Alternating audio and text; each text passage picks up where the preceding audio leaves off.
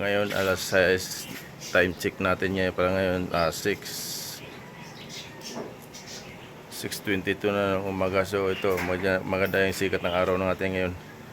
Parang lumabas na si Haring Araw doon sa may palayan.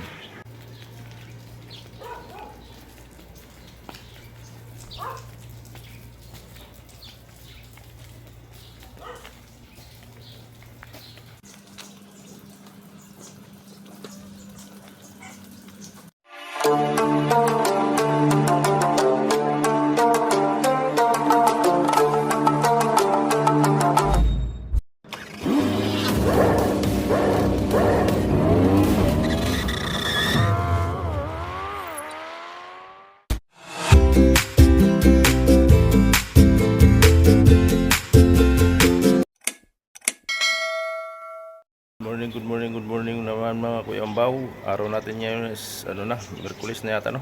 Ano araw tayo ngayon?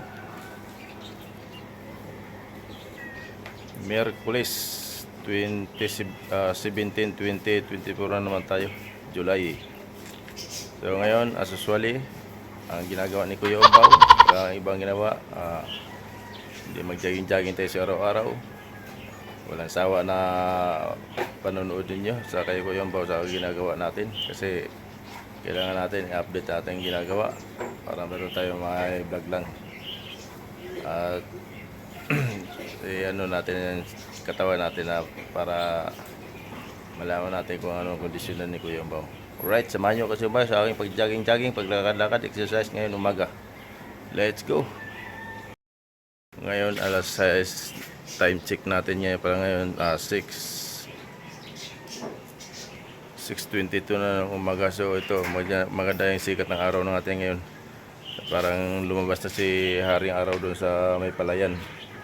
So may basketball court tayo, ikot-ikot. So makaikot lang tayo saglit para exercise ba, para makondisyon sa katawan ni Kuya Ambaw. Okay, samahan ito aking cameraman, nandito na, naghihintay na si Angging, aking misis na walang sawa na pag-alaga kay Kuya Ambaw. Alright, good morning. Okay, exercise tayo ito yung umaga para katawan ay sumigla.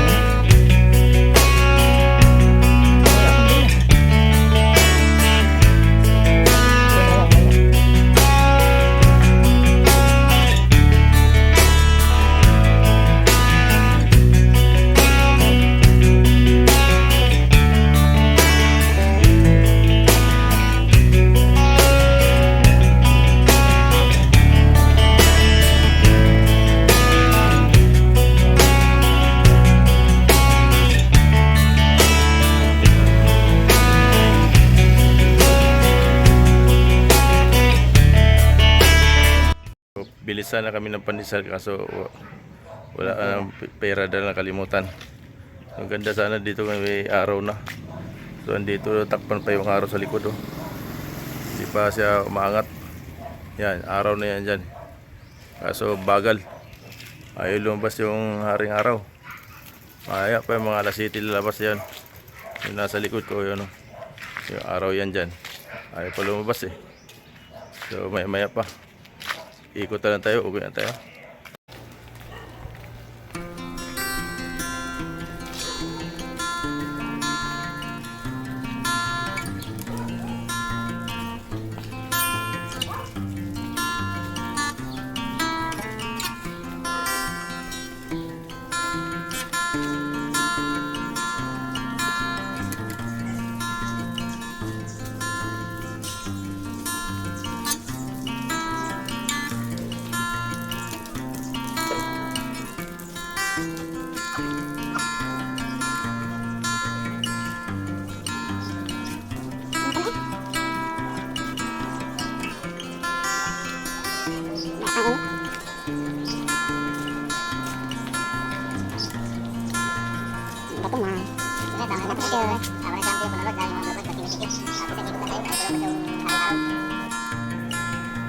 Medyo maganda-ganda naman ang ano ni Kuya Ambao ngayon, lakad-lakad si Kuya Ambao. So